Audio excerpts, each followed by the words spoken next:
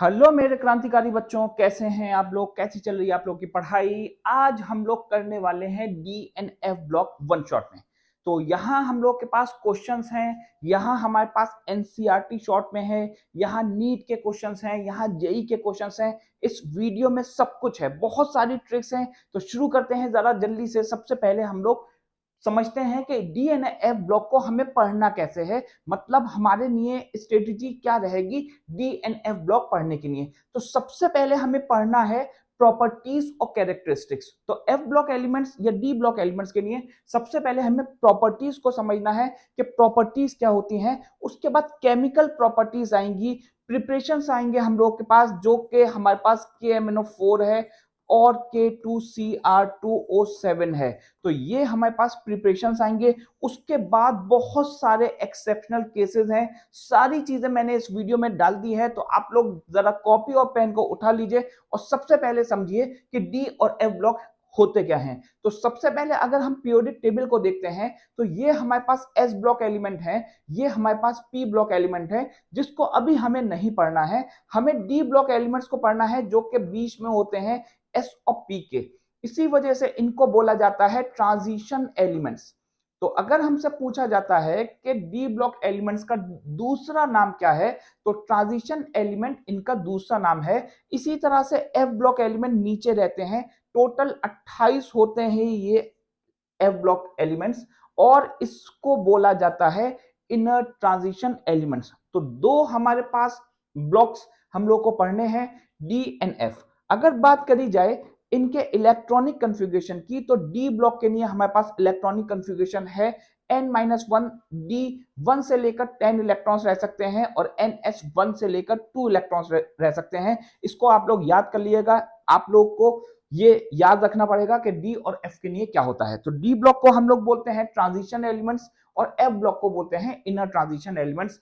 अब इन D block elements में हमें पढ़ना क्या क्या है, तो समझते हैं जरा। यहां हम डी में पढ़ना है हमें 3D सीरीज को, 4D सीरीज को, 5D और 6D। 6D सीरीज हम लोग की इनकम्प्लीट है, इस वजह से अभी हमें उसको नहीं पढ़ना होता।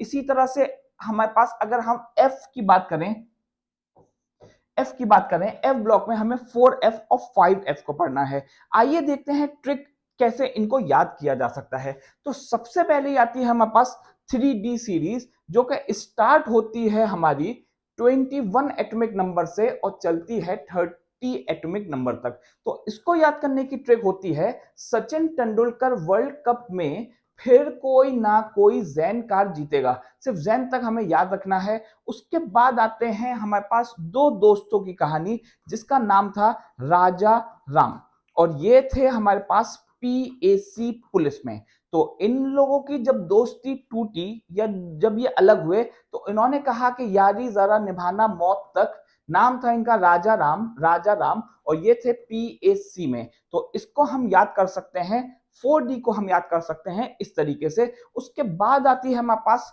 5D सीरीज, ला हफ्ता वरना रिंकू और ईशान पीटने आ रहे हैं। ला हफ्ता वरना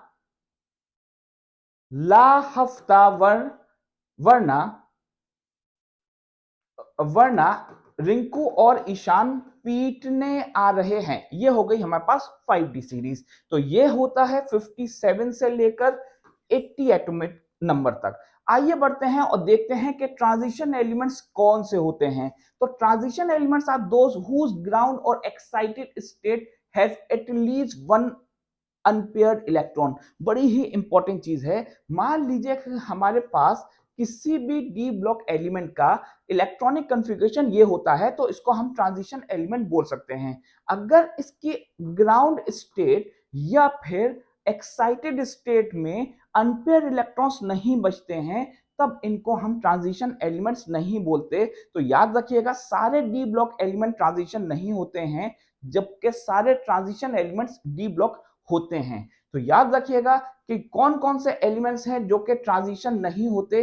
ये बात आप लोगों को याद रखनी पड़ेगी कि जितने भी ये ट्रांजिशन एलिमेंट्स हमारे पास हो गए, जिंक, कैडमियम और मरकरी ट्रांजिशन एलिमेंट्स नहीं होते।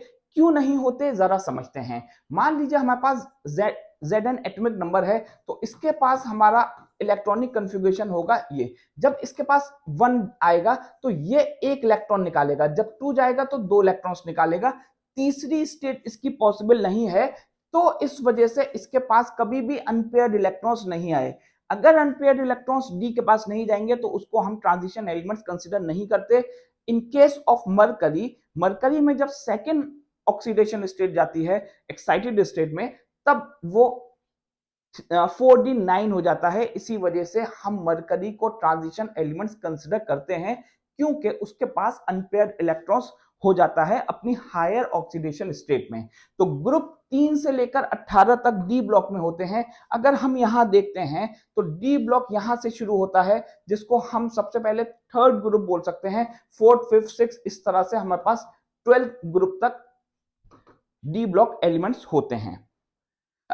All transition elements are metallic in nature. जितने भी ट्रांजिशन एलिमेंट्स होते हैं वो मेटेलिक इन नेचर होते हैं। मेटेलिक का मतलब होता है कि इनके पास इलेक्ट्रॉन्स होते हैं डोनेट करने के लिए, या हम कह सकते हैं कि इनके पास फ्री इलेक्ट्रॉन्स होते हैं। Common oxidation state of transition element is +2 और +3। +2 और +3 होती है इनके पास common oxidation state. E not value is negative except in, जितने भी ट्रांजिशन एलिमेंट्स हैं सबके लिए ई नॉट की वैल्यू निगेटिव होती है सिवाय कॉपर के। बड़ी इंपॉर्टेंट चीज है, E not value of copper is positive. ऐसा क्यों होता है आगे हम लोग पढ़ेंगे, जब हम पढ़ेंगे कि ये ई नॉट होता क्या है। तो ये ई नॉट होता है हमारे पास स्टैंडर्ड इलेक्ट्रोड पोटेंशियल। हम लोग इसको अभी ही पढ़ेंगे आगे। तो प्रॉपर्टीज में हमारे पास आते हैं कि ये हार्ड होते हैं, मेल्टिंग पॉइंट इनका होता है ज्यादा, और इनके पास एंथैल्पी ऑफ एटमाइजेशन ज्यादा होता है। एंथैल्पी ऑफ एटमाइजेशन को हम दो तरीके से समझ सकते हैं। मान लीजिए कि हमारे पास O2 है, या कोई भी एक हमारे पास मॉलिक्यूल है A2। अब इस A2 को हम A और A में अलग करना चाहते हैं, तब हमारे लिए जो एनर्जी की जरूरत होगी उसी को हम एटमाइजेशन बोल देंगे। अगर हम बात करते हैं ट्रांजिशन एलिमेंट्स की, तो मान लीजिए कि हमारे पास कॉपर है जो कि सॉलिड में है, तो इसको हमें गैसेस स्टेट में लाने के लिए कितनी एनर्जी चाहिए होगी, उसी को बोला जाता है एटमाइजेशन। तो यहां कहा जा रहा है कि जो डी ब्लॉक एलिमेंट्स होते हैं या जो ट्रांजिशन एलिमेंट्स होते हैं, उनकी एंथैल्पी ऑफ एटमाइजेशन काफी ज्यादा होता है, और आयोनाइजेशन एंथैल्पी भी ज्यादा होती है। क्यों होती है? क्योंकि स्ट्रॉन्ग मेटेलिक बॉन्ड है, कोवलेंट बॉन्ड है, और इनके पास अनपेयर्ड इलेक्ट्रॉन्स हैं, जिसकी वजह से कोवलेंट बॉन्ड स्ट्रॉन्ग होता है। With the increase in atomic number, atomic size decrease. जैसे जैसे एटॉमिक नंबर बढ़ता है, 21 से लेकर 30 तक जाते हैं, तो एटॉमिक साइज डिक्रीज होता है। यहां कुछ वेरिएशन है जो हम लोग अभी आगे कुछ पॉइंट्स में पढ़ेंगे। They show variable oxidation state due to the participation of NS। क्योंकि NS मतलब हमारे पास 4s और 3d3, ये दोनों स्टेट्स हो रही हैं, मान लीजिए ये, तो इसमें वेरिएबिलिटी रहती है कि इलेक्ट्रॉन्स जंप कर सके, जिसकी वजह से ऑक्सीडेशन स्टेट इसकी वेरिएबल होती है। ठीक है। Ionic radii decreases with the increase in oxidation state. बड़ा ही इंपॉर्टेंट पॉइंट है। आयोनिक रेडियाई डिक्रीज हो जाता है अगर हमारे पास ऑक्सीडेशन स्टेट बढ़ती है। मतलब ये हुआ कि अगर हमसे कहा जाता है कि Fe2+ और Fe+3 में किसका साइज ज्यादा होगा, तो इसका साइज ज्यादा होगा, क्योंकि जैसे ही एटॉमिक रेडियस ऑक्सीडेशन स्टेट बढ़ती है, एटॉमिक रेडियस डिक्रीज हो जाता है।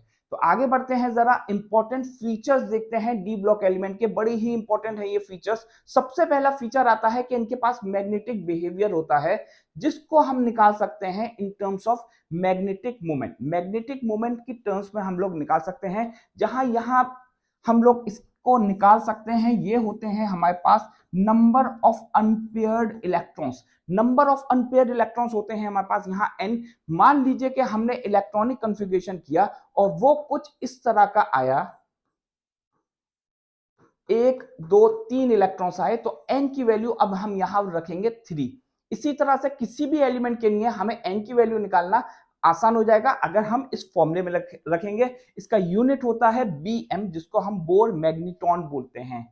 They form coloured compounds. जितने भी हमारे पास ट्रांजिशन एलिमेंट्स होते हैं वो ज्यादातर बनाते हैं कलर्ड कॉम्प्लेक्सेस, क्योंकि इनके पास अनपेयर्ड इलेक्ट्रॉन्स होते हैं। अगर हमसे पूछा जाएगा कि why transition elements can form coloured complexes, तो हम बताएंगे due to the presence of unpaired electrons.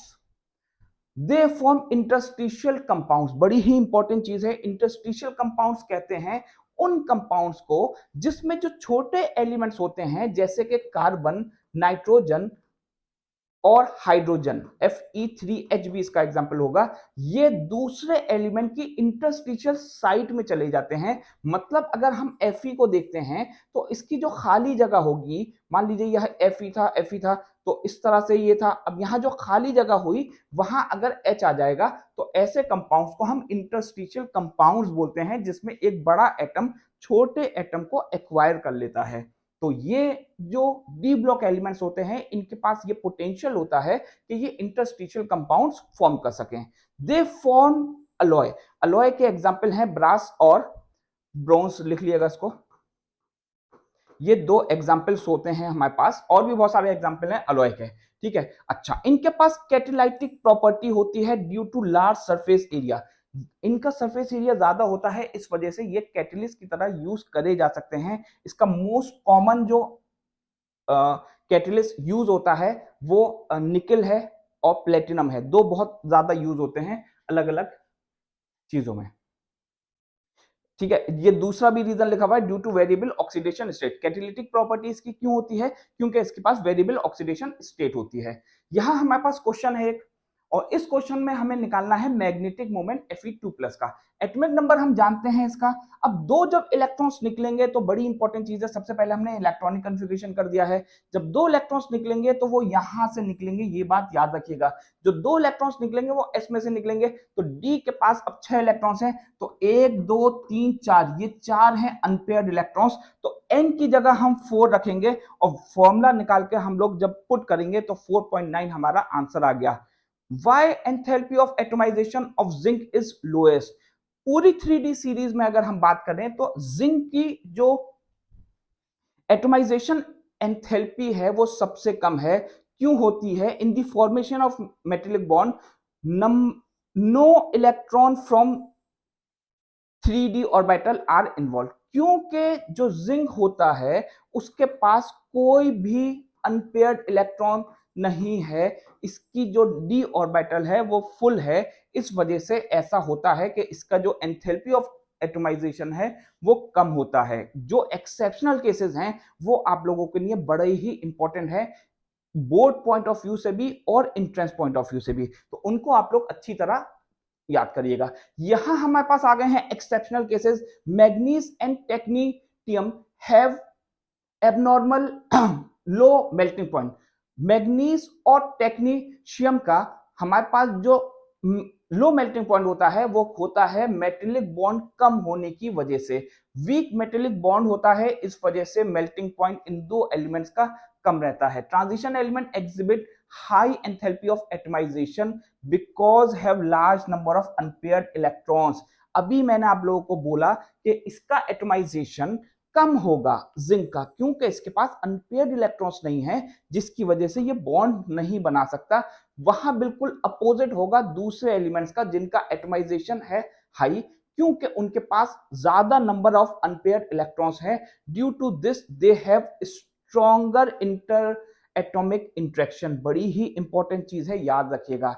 अब यहां मैंने एक बड़ी ही इंपॉर्टेंट चीज लिखी है, ये है वो एलिमेंट जिनका एक्सेप्शनल केस होता है इलेक्ट्रॉनिक कन्फिगरेशन में। जैसे कि Cr का हम लोग देखते हैं, Cu का देखते हैं, तो इसी तरह से हम लोग इन सारे एलिमेंट्स का भी एक्सेप्शनल केसेस मिलेगा हमें। Mn has low melting and boiling point due to its complex structure। बड़ी ही इंपॉर्टेंट चीज है। Mn का एक्सपेक्टेड जो मेल्टिंग पॉइंट होता है, बॉइलिंग पॉइंट होता है, उस जो सोचा होता है या जो हम लोगों ने एज्यूम किया है उससे कम होता है। ऐसा क्यों होता है? क्योंकि जो इसका स्ट्रक्चर है वो कॉम्प्लेक्स है। RuO4 and OSO4 have oxidation state of +4। बहुत सारी जगह ये लिखा मिलेगा हमें कि +8 ऑक्सीडेशन स्टेट नहीं मिलती, लेकिन हमें यहाँ ये दो कंपाउंड्स के साथ ऑक्सीडेशन स्टेट 8 मिलती है। ठीक है, यहाँ OS ऑस्मियम होता है, याद रखिएगा। Why Mn2 plus compound are more stable than Fe2 compounds towards oxidation?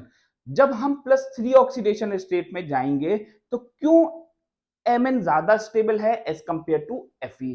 क्योंकि अगर हम एटॉमिक नंबर देखते हैं Mn का तो वो है 25। जब इलेक्ट्रॉनिक कन्फिगरेशन किया तो ये हुआ, एटॉमिक नंबर Fe का किया। अब हम देख सकते हैं कि यहां ये स्टेबल है एज कंपेयर टू दिस। तो Mn पहले से स्टेबल है, इस वजह से यहां हमारे पास ये स्टेबल रहेगा और Fe2 प्लस स्टेबल नहीं रहता +3 ऑक्सीडेशन स्टेट में जाने के लिए। तो ये बात आप लोग याद रखिएगा। Common oxidation state of lanthanoid वहां लिखा है, इसको पॉइंट में लिख लीजिएगा। What is lanthanoid contraction, what are its consequences. अब जरा समझिए कि हम क्या समझते हैं। Properties of second and third are similar, और ये क्वेश्चन है मगर हमें आंसर इसका आप लोग को बताना है। लेंथेनॉइड कॉन्ट्रैक्शन किसे कहते हैं जरा समझते हैं। मान लीजिए कि हमारे पास ये न्यूक्लियस है और ये हमारी शेल्स हैं। अब होता क्या है कि जो 4f और 5f हैं, इनके पास शील्डिंग इफेक्ट कम है। शील्डिंग इफेक्ट कहते हैं जो बाहर से फोर्स लग रही है उसको रोकने की जो क्षमता है वो बहुत कम होती है, जिसकी वजह से जो साइज होता है 4f और 5f मतलब लैंथेनॉइड और एक्टिनॉइड्स का, वो कम हो जाता है, जिसको हम लैंथेनॉइड कॉन्ट्रैक्शन बोलते हैं। इसी तरह से एक्टिनॉइड कॉन्ट्रैक्शन बोल देंगे अगर एक्टिनॉइड्स का होगा। तो ये किसकी वजह से होता है? Due to poor shielding effect of 4f। ठीक है, properties of second and third elements are similar. ठीक है, ये चीज आपको याद रखनी पड़ेगी, पॉइंट है ये। ठीक है, basic strength decrease from LaOH। ठीक है, यहां हमारे पास ये दो चीजें हमें याद रखनी पड़ेगी। बेसिक स्ट्रेंथ जो होती है वो लेंथेनियम की डिक्रीज होती रहती है Lu तक। बहुत इंपॉर्टेंट चीज आती है, नाम है इसका स्टैंडर्ड इलेक्ट्रोड पोटेंशियल, E0 इसको बोला जाता है। जरा समझते हैं पहले कि होता क्या है। मान लीजिए हमारे पास यहाँ CuSO4 है, जिसका हमने सॉल्यूशन रखा होता है, उसी का हम यहाँ इलेक्ट्रोड लेते हैं। अगर हम यहाँ इसकी ऑक्सीडेशन स्टेट निकालेंगे तो ये होगी 0 और ये होगा +2। अब इस 0 को +2 में आने के लिए कितना पोटेंशियल देना पड़ेगा, इसी चीज को हम बोलते हैं स्टैंडर्ड इलेक्ट्रोड पोटेंशियल। अगर ये सॉल्यूशन हमारे पास स्टैंडर्ड होगा मतलब इसकी वैल्यू 1m होगी, तब इसको स्टैंडर्ड इलेक्ट्रोड पोटेंशियल बोलेंगे, वरना इसको बोलते हैं सिर्फ इलेक्ट्रोड पोटेंशियल। फिर से समझ लीजिए, मान लीजिए हमारे पास यहां जिंक होता, ये जिंक है और यहां हमारे पास ZnSO4 है। अब यहां इसका ऑक्सीडेशन नंबर निकालेंगे तो 0 आएगा क्योंकि ये एटॉमिक फॉर्म में है। यहां जब इसका निकालेंगे तो +2 आएगा। अब इस 0 को +2 बनाने के लिए कुछ पोटेंशियल देना पड़ेगा, उस पोटेंशियल को हम इलेक्ट्रोड पोटेंशियल बोलते हैं। अगर इसकी वैल्यू निगेटिव आ गई है, E0 की वैल्यू अगर निगेटिव आई है, तो इसका मतलब होता है कि M से M+2 मतलब E, अगर मैं Mn के लिए लिख रहा हूं तो Mn से M+2 बहुत आसानी से आ सकता है अगर E0 की वैल्यू निगेटिव है। जितने भी एलिमेंट्स हैं 3D सीरीज के, सबके लिए ये निगेटिव होती है सिवाय एक एलिमेंट के। कौन सा वो एलिमेंट है? वो एलिमेंट है हमारे पास कॉपर होगा। ठीक है, वो हम लोग अभी आगे लिखा हुआ होगा। Write down the electronic configuration. ठीक है, यहां याद रखिएगा E0 वैल्यू हम लोग पीछे भी पढ़ चुके हैं, कॉपर के केस में पॉजिटिव होती है और सबके केस में निगेटिव होती है। Write down the electronic configuration. अब इलेक्ट्रॉनिक कन्फिगरेशन मान लीजिए कि हमें क्रोमियम का करना था +3, तो अब हम क्या करेंगे, जो 3 इलेक्ट्रॉन्स निकले हैं वो पहले 4s से 2 निकले और 1 निकला है इस से। ठीक है, तो हमारे पास इलेक्ट्रॉनिक कन्फिगरेशन हो गया ये, सॉरी 1, यहां इसका 4s1 होगा और 3d5, तो एक इलेक्ट्रॉन निकला यहां से, 2 इलेक्ट्रॉन यहां से निकले। अब अगर हमसे कहा जाता है कि pm का बताइए, तो हम इसको शॉर्ट में लिख सकते हैं। इसी तरह से हमारे पास Ce+4 का हम सिर्फ Xc लिख सकते हैं। Zn has low enthalpy of atomization, ये हम लोग अभी पढ़ चुके थे, इसको याद रखिएगा, बड़ा इंपॉर्टेंट क्वेश्चन है, बोर्ड पॉइंट ऑफ व्यू से ये काफी अच्छा सवाल है। ऑक्साइड्स और ऑक्सो एनाइंस ऑफ मेटल, जितने भी हमारे पास ट्रांजिशन मेटल्स होते हैं, ट्रांजिशन एलिमेंट्स होते हैं, वो ऑक्साइड्स बनाते हैं और उनका टाइप होता है MO। मतलब ये हुआ कि अगर हम MnO लिख रहे हैं तो इसको मैंने मेटल लिखकर इसको O बोल दिया, सिवाय स्कैंडियम के। मतलब स्कैंडियम सिर्फ O नहीं बनाता, इसकी जो स्टेट पाई जाती है वो Sc2O3 पाई जाती है, ये पाया जाता है, ये पाया नहीं जाता। उसके बाद लिखा हुआ है कि anions that form a metal element make covalent. जब एनाइंस दैट फॉर्म, इसको याद रखिएगा, anions that form covalent bond, वो एनाइंस जो के ऑक्सीजन के साथ कोवलेंट बॉन्ड बनाते हैं उनको हम बोल देते हैं ऑक्सा एनाइंस। ठीक है, मतलब एक मेटल होगा, ऑक्सीजन होगा और एक अगर एनाइन है तो उनके बीच में अगर कोवलेंट बॉन्ड बन रही है तो उसको हम बोल देते हैं ऑक्सा एनाइंस। ठीक है, ये सारे ऑक्सा एनाइंस हैं, ये हमारे पास मेटल है, ये ऑक्सीजन है, तो ऑक्सा एनाइन बोल देते हैं। V2O5 बेसिक होता है, ये थोड़ा कम बेसिक होता है, जबकि V2O5 एम्फोटेरिक है। एम्फोटेरिक का एक एग्जांपल आ गया है हमारे पास MnO2, बड़ी ही इंपॉर्टेंट चीज है, याद रखिएगा MnO2। इसी तरह से Cr2O3 भी एम्फोटेरिक होता है। यहां हमारे पास कुछ पॉइंट्स हैं, इनको आप लोग याद रखिएगा, डायरेक्ट क्वेश्चन बन जाता है नीट और जेई में इन पॉइंट से, तो इनको आप लोग याद रखिएगा।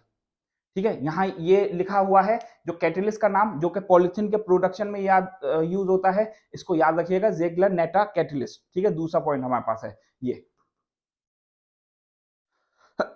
तीसरा पॉइंट है काफी important, compound with the lower oxidation state are ionic. जब हमारे पास कोई ऐसा कंपाउंड बन रहा है जिसमें ऑक्सीडेशन स्टेट कम है, मान लीजिए कि हमारे पास हो रहा है MnO2 और MnO3।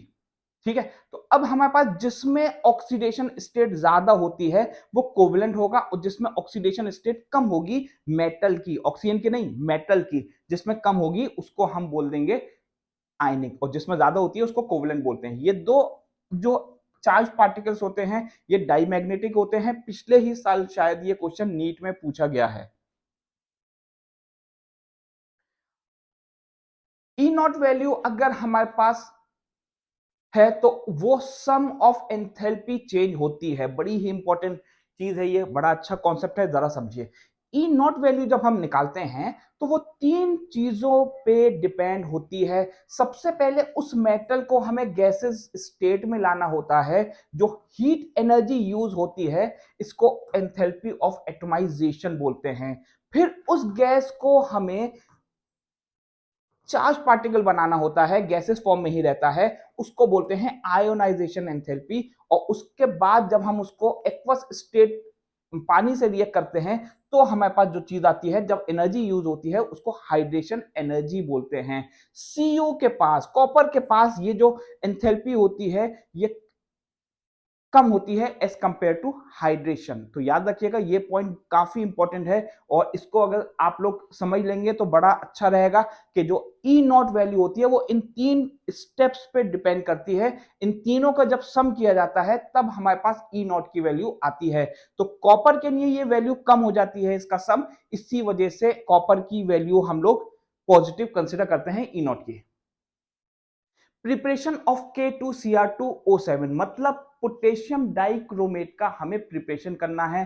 किससे कर सकते हैं? क्रोमाइट ओर से कर सकते हैं। ये है हमारे पास क्रोमाइट ओर। सोडियम कार्बोनेट से जब रिएक्ट करते हैं in the presence of oxygen तो हमारे पास यहां इसको हटाकर लग जाता है सोडियम, तो हमारे पास सोडियम क्रोमेट आ गया है, जिसको फिर हमें एसिडिफाइड करना पड़ेगा in the presence of H2SO4, तो हमारे पास आएगा सोडियम क्रोमेट। उसके बाद हम इसको जब KCl से रिएक्ट करेंगे तो Na को रिप्लेस करके सोडियम आ जाएगा, तो लास्ट में हमारे पास बन जाएगा K2Cr2O7। When it is heated with any ionic chloride, किसी भी आयनिक क्लोराइड के साथ जब हम K2Cr2O7 को रिएक्ट करते हैं in the presence of concentrated H2SO4 तो हमारे पास क्रोमिल क्लोराइड बनता है, ठीक है, क्रोमिल क्लोराइड हमारे पास बनेगा। उसके बाद आता है हमारे पास प्रिपरेशन ऑफ KMnO4।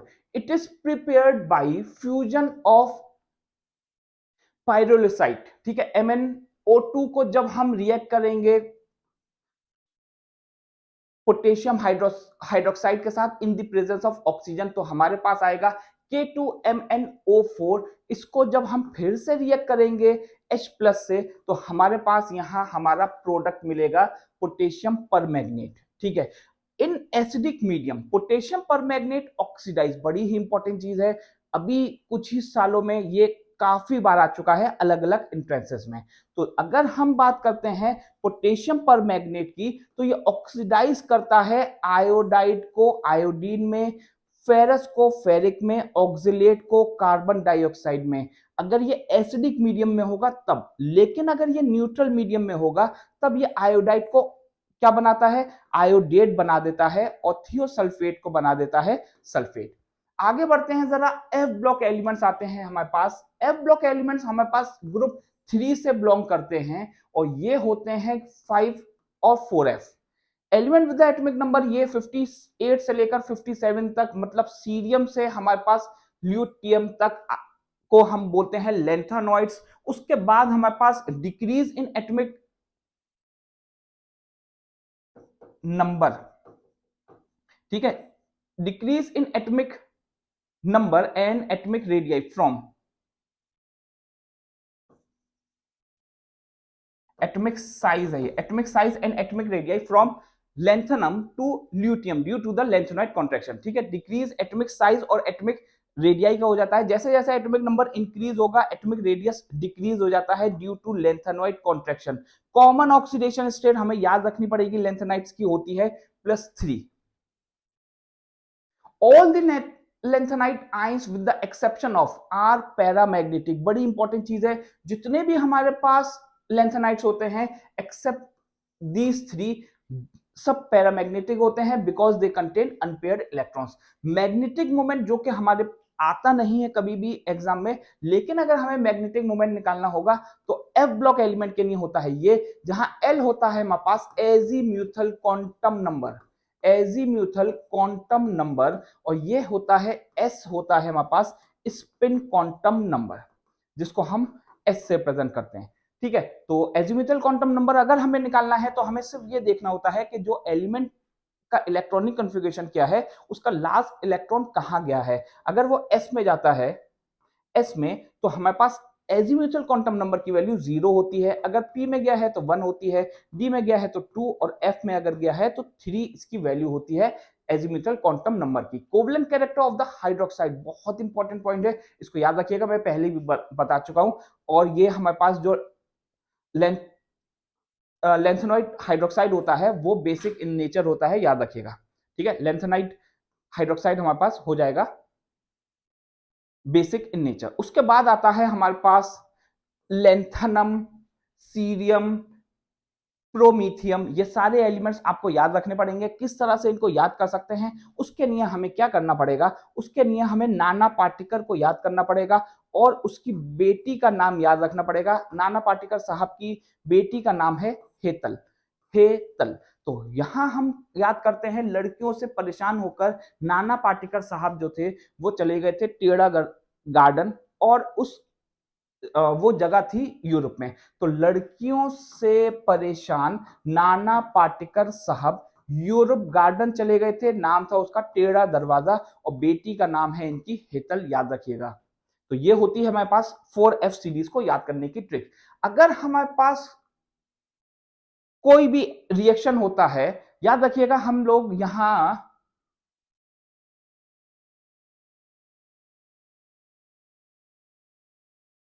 अगर हम देखिए, यहां हम लैंथेनॉइड और एक्टिनॉइड्स को जब हम पढ़ते हैं तो हमारे पास यहां रिएक्शंस होते हैं। तो अगर कोई भी लैंथेनॉइड रिएक्ट करेगा अगर एसिड से तो हमें H2 गैस मिलती है, क्योंकि ये मेटेलिक इन नेचर होते हैं, मेटल्स हैं, तो H2 गैस निकलेगी। अगर ये हैलोजन से रिएक्ट होंगे तो हमारे पास मान लीजिए इसकी जगह Pr होता तो यहाँ X3 लिख सकते थे, मतलब जो, क्योंकि इसकी ऑक्सीडेशन स्टेट +3 होगी, तो जब हम लोग कंपाउंड बनाएंगे जो भी एलिमेंट था, मान लिए x और y, तो यहाँ हमारे पास जो एलिमेंट है इसकी ऑक्सीडेशन स्टेट 3 है, मतलब वैलेंसी 3 है, इसकी 2, तो हमारे पास जो कंपाउंड बनता वो X2Y3 टाइप का बनता। ठीक, इसी तरह से हमारे पास LnX3 लिख दिया हमने। इसी तरह से अगर हम बात करते हैं वाटर से रिएक्ट होगा हमारे पास तो H2 गैस निकलेगी और हाइड्रोक्साइड आएगा। ठीक है, इसी तरह से हमारे पास यहाँ अगर कार्बन से रिएक्ट होगा तो हमारे पास प्रोडक्ट ये आएगा, नाइट्रोजन के साथ होगा तो हमारे पास प्रोडक्ट ये है, सल्फर के साथ और ऑक्सीजन के साथ हमारे पास यहां रिएक्शंस गिवन है। ठीक है, एम्फोटेरिक ऑक्साइड होता है वेनेडियम ऑक्साइड हमारे पास V2O5 क्रोमियम के साथ, यहां हमारे पास इंक्रीजिंग मेल्टिंग पॉइंट है, तो याद रखिएगा मैग्नीज का यहां सबसे ज्यादा हो जाएगा। ये कुछ इक्वेशंस हैं, इनको याद रखना पड़ेगा।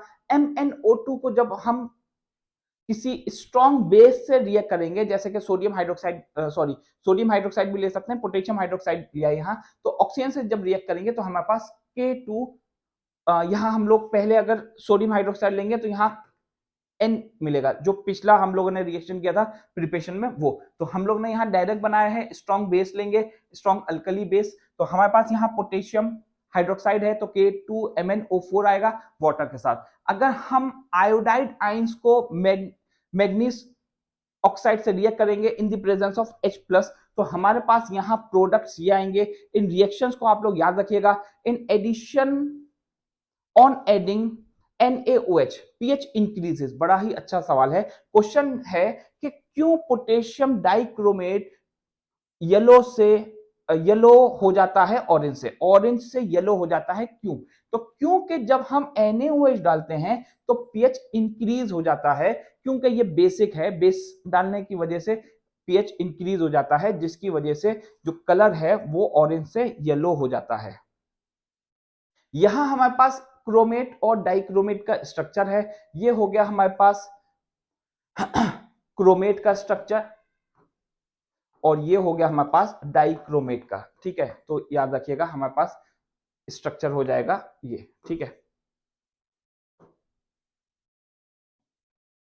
डाइक्रोमेट का स्ट्रक्चर, ठीक है, और वो हमारे पास है क्रोमेट का। Which is strongest oxidising agent, यहां ये बड़ा अच्छा सवाल है, बहुत बार एमसीक्यूज इस तरीके के बनते हैं कि हमें ऑक्सीडाइजिंग एजेंट सबसे ज्यादा बताना है, तो कैसे बताएंगे हम ये देखेंगे। मान लीजिए हमारे पास यहाँ क्रोमियम है, तो क्रोमियम जब अपना एक इलेक्ट्रॉन लेगा तो क्या ये स्टेबल कॉन्फ़िगरेशन हासिल कर रहा है? अगर ये स्टेबल कॉन्फ़िगरेशन हासिल कर रहा है तब इसको बोला जाएगा कि ये स्ट्रॉन्ग ऑक्सीडाइजिंग एजेंट है, वरना नहीं है। तो यहां हमारे पास आप लोग चेक करके बताइएगा, आंसर इसका ये आएगा, क्योंकि Mn जब +3 स्टेट से +2 में जाएगा तो स्टेबल कॉन्फ़िगरेशन इसको मिल जाएगी, तो इस वजह से ये स्ट्रॉन्गेस्ट ऑक्सीडाइजिंग एजेंट होगा इसमें से। मैंने यहाँ हिंदी में लिख दिया ताकि आप लोग को समझ में आ जाए। Actinoids exhibit a much larger number of oxidation states than lanthanoid, इसी वजह से ये ज्यादा रिएक्टिव भी होता है, याद रखिएगा। ठीक है, इसका यहाँ रीजन लिखा हुआ है क्यों ऐसा होता है कि इसकी ऑक्सीडेशन स्टेट ज्यादा होती है एज कंपेयर टू लैंथेनॉइड। तो this is due to the small gap between इन सब शेल्स के बीच में कम डिस्टेंस होता है, कम गैप होता है, इस वजह से ऐसा होता है कि इनकी जो ऑक्सीडेशन स्टेट है वो ज्यादा रहती है as compare to lanthanoids. What is disproportionation reaction, बड़ा इंपॉर्टेंट पॉइंट है, जरा समझिए। डिस्प्रोपोर्शनेशन रिएक्शन किसे कहते हैं जरा समझते हैं। एक ऐसा रिएक्शन जिसमें एक ही सब्सटेंस ऑक्सीडाइज भी होगा और रिड्यूस भी होगा। यहां हमने ऑक्सीडेशन स्टेट निकाली, ऑक्सीडेशन नंबर निकाला ऑक्सीजन का तो -1 था, और यहां निकाला -2, इसका 0, क्योंकि ये अपनी एलिमेंटल फॉर्म में है तो 0 आ गया। यहां हमने इसका निकाला तो यहां से यहां आने पर इसके पास डिक्रीज हो रहा है oxidation number. Decrease in oxidation number को हम रिडक्शन बोलते हैं, और इंक्रीज इन ऑक्सीडेशन नंबर को, अगर किसी के पास -1 है उससे 0 हो रहा है तो इसका मतलब ऑक्सीडेशन हो रहा है, मतलब addition in increase in oxidation number हो रहा है। तो एक ही रिएक्शन में यहां ऑक्सीजन रिड्यूस भी हो रहा है और ऑक्सीडाइज भी हो रहा है। इस वजह से इस रिएक्शन को हम डिस्प्रोपोर्शनेशन रिएक्शन बोलते हैं। Mercury is liquid, mercury liquid होता है बिकॉज ऑफ फुलफिल्ड ऑर्बिटल्स। बड़ी इंपॉर्टेंट चीज है जिसकी वजह से इसकी मेटेलिक बॉन्डिंग वीक होती है। इस वजह से जो मरकरी है वो हमारा लिक्विड स्टेट में पाया जाता है। Colouring of compound is due to the presence of unpaired electrons, हम लोग देख चुके हैं। MnO4 is basic whereas MnO is base, sorry acidic, and MnO is basic. यहां हम रीजन लिखेंगे इसका, because of higher oxidation state of Mn in case of Mn2O7। ठीक है, यहां जब हम ऑक्सीडेशन स्टेट निकालेंगे, ऑक्सीडेशन नंबर निकालेंगे, तो Mn का यहां ज्यादा आएगा, यहां कम आएगा। अभी मैंने बोला था आप लोगों को कि ऑक्सीडेशन नंबर जो होता है वो डायरेक्टली प्रोपोर्शनल एसिडिटी के होता है और इनवर्सली प्रोपोर्शनल बेसिसिटी के हो जाएगा। In oxyanions oxygen is bonded directly to the transition element. बड़ा ही इंपॉर्टेंट पॉइंट है। जो ऑक्साइनाइंस होते हैं उसमें ऑक्सीजन डायरेक्टली अटैच होता है मेटल से, जिस और वो ऑक्सीजन हाईली इलेक्ट्रोनेगेटिव है, जिसकी वजह से उसकी ऑक्सीडेशन स्टेट ज्यादा हो जाती है। याद रखिएगा, ज्यादातर एलिमेंट जैसे कि मान लीजिए OSF6 है, ये ऑस्मियम सिर्फ फ्लोरीन और ऑक्सीजन के साथ हायर ऑक्सीडेशन स्टेट में जाता है। क्यों जाता है अगर पूछा जाएगा तो हम बताएंगे due to the high electronegativity of oxygen और फ्लोरीन। तो ये बड़ा इंपॉर्टेंट क्वेश्चन बनता है, याद रखिएगा। Zn+2 salt is white. Zn की जो सॉल्ट होती है वो व्हाइट होती है, जबकि इसकी ब्लू होती है। क्यों होगी? Due to the presence of unpaired electrons. अगर अनपेयर्ड इलेक्ट्रॉन्स होते हैं तभी कलरिंग ऑफ कंपाउंड्स आती है। Actinides have greater tendency to form complexes because of high nuclear charge। Nuclear charge ज्यादा होता है एक्टिनाइट्स के अंदर।